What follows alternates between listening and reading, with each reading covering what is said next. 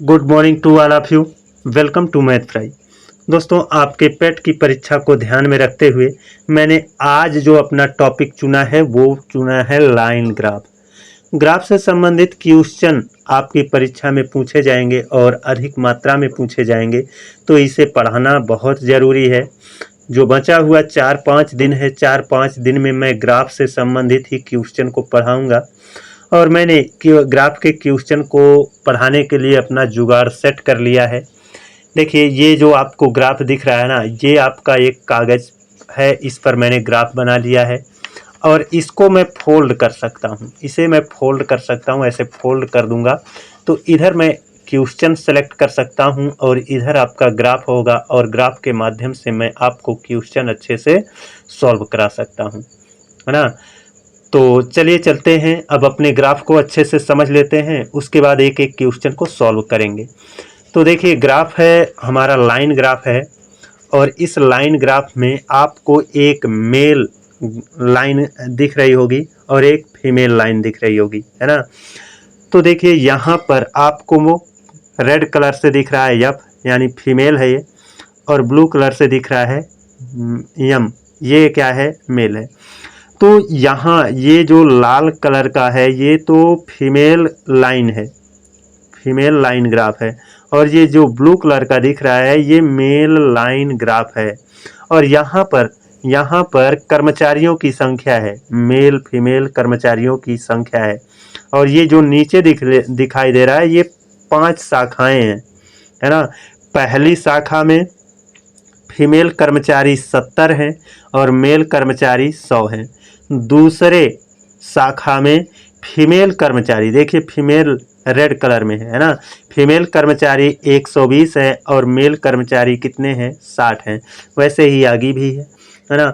तो यहाँ पर नीचे लिखा है निम्नलिखित लाइन ग्राफ 5 शाखाओं में कर्मचारियों की संख्या को दर्शाता है और इन्हीं ग्राफ का अध्ययन करके आप अपने क्वेश्चन का आंसर दीजिए। तो यहाँ पर हमने सेलेक्ट किया है क्वेश्चन और इधर आएगा हमारा ग्राफ, है ना। चलिए अब देखते हैं, यहाँ पर क्वेश्चन जो कह रहा है उसी के अकॉर्डिंग हम अपने ग्राफ से डाटा को सेलेक्ट करेंगे और क्वेश्चन सॉल्व करेंगे। इसमें कहा है 5 शाखाओं में औसत पुरुष कर्मचारी हैं। पांचों शाखा के औसत पुरुष कर्मचारी को कहा है बताने के लिए। तो आप तो जानते हैं औसत कैसे निकलेगा, सभी औसत पुरुष कर्मचारी कहा है तो सभी पुरुषों की संख्या को जोड़ेंगे और पुरुष के लिए जो लाइन ग्राफ है वो ये वाला है ना। सबको हम जोड़ेंगे तो 100 और 60 जोड़ लिया तो 160 हुआ और 160 में 80 जोड़ देंगे, हो जाएगा 240 और 240 में 50 जोड़ देंगे, हो जाएगा 290 और 290 में जोड़ देंगे 90, है ना, तो हो जाएगा 380। कितना होगा, 380 होगा। लेकिन ये 380 कितने लोगों का योग है, तो देखो कितना, यहाँ पर 5 शाखा है ना, तो पांचों शाखाओं में बांट देंगे तो 5 से डिवाइड करेंगे। अब देखिए यहाँ 5 सत्ते 35 हो जाएगा, 3 बचेगा 30 हो जाएगा, 5 छक 30, यहाँ 76 आया। यही आपका क्या है, करेक्ट आंसर है ना। तो लाइन ग्राफ कोई मुश्किल नहीं है, बस चीज़ों को आप अच्छे से समझो तो सारे क्वेश्चन इजीली सॉल्व हो जाएंगे। चलते हैं अगले क्वेश्चन पर। ये देखिए दूसरा क्वेश्चन है, इसमें कहा है शाखा 2 में महिलाओं की संख्या शाखा 2 के कुल संख्या का कितना प्रतिशत है। तो भाई साहब ये है शाखा 2 और शाखा 2 में महिलाओं की संख्या कितनी है, रेड कलर में महिलाएं हैं ना। शाखा 2 में महिलाओं की संख्या है 120। इसी 120 का हमें प्रतिशत निकालना है किससे, शाखा 2 में कुल संख्या का कितना परसेंट है। तो शाखा 2 में पुरुष और स्त्री दोनों जोड़ देंगे तो कुल संख्या हो जाएगी। 120 में 60 जोड़ दिया तो हो गया कितना, 180, यानी 180 से भाग देना है और यहाँ पर गुणे 100 होगा। कितना, गुणे 100 होगा। बस इसी को हमें सॉल्व करना है ना। देखिए यहाँ पर मैं इसे सॉल्व करूँ तो ये 2 से सॉरी 180 होगा ना, 180, एक एक शून्य कैंसिल हो जाएगा और 6 तियाँ 18 हो जाएगा और 6 दूना 12 हो जाएगा और 100 गुणा कर लेगा 2 से तो 100 दूना 200 हो जाएगा और 200 में 3 से भाग देंगे तो कितना आ जाएगा 66 सही 2/3। यही हमारा क्या होगा, करेक्ट आंसर होगा, जो कि आपको ऑप्शन डी में देखने को मिल रहा है। तो आप अगर ग्राफ को अच्छे से समझ जाते हैं तो क्वेश्चन का आंसर निकालना बहुत आसान हो जाता है।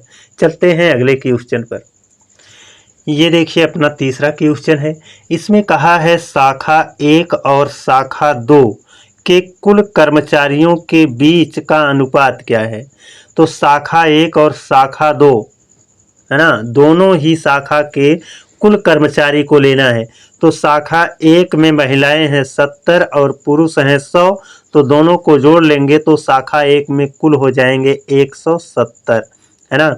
और शाखा 2 में हम महिलाएं और पुरुषों को जोड़ लेंगे तो शाखा 2 के कुल कर्मचारी हो जाएंगे 120 और 60 180 होगा, 180 होगा। बस इसी का हमें अनुपात निकालना है।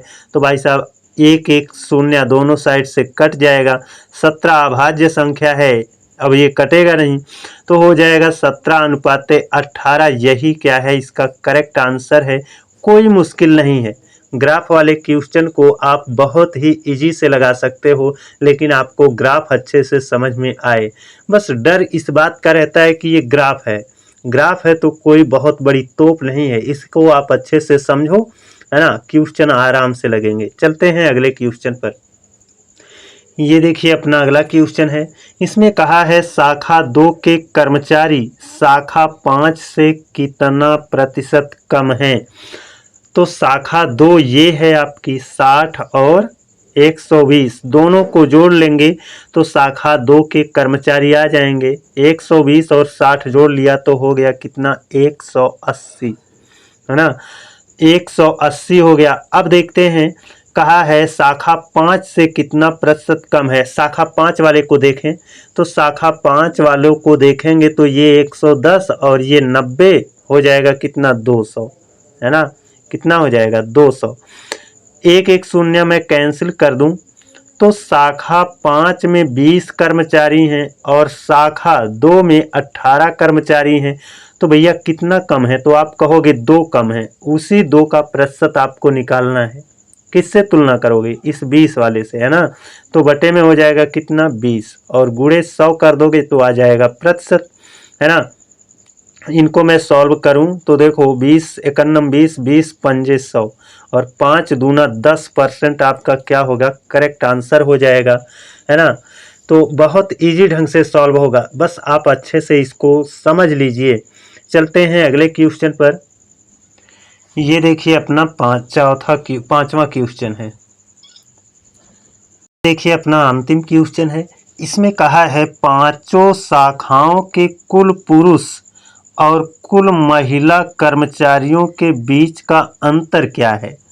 तो पांचों शाखा में अगर मैं पुरुषों को जोड़ लूं, ये 100 60 80 50 90 सबको जोड़ लूं तो कितना आएगा 380 आएगा, कितना 380। और कुल महिलाओं को जोड़ लूं तो कितना आएगा 470 आएगा।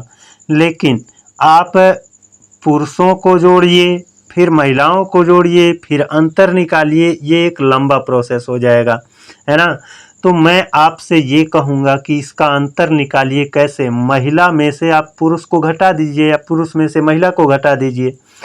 तो ये 70 है, ये 100 है, दोनों में अंतर कितना 30 का, है ना। तो देखिए लाल में से मैं ये ब्लू कलर का निकाल रहा हूँ। तो अब यहाँ पर 120 में से आप 60 निकाल दोगे तो बचेगा कितना +60, है ना, +60। और यहाँ 90 से आप 80 को घटा दोगे तो कितना हो जाएगा +10 हो जाएगा, है ना। 80 से आप 50 को घटाओगे तो +30 हो जाएगा, +30 हो जाएगा, है ना। और 110 से 90 को घटाओगे तो कितना हो जाएगा +20 हो जाएगा।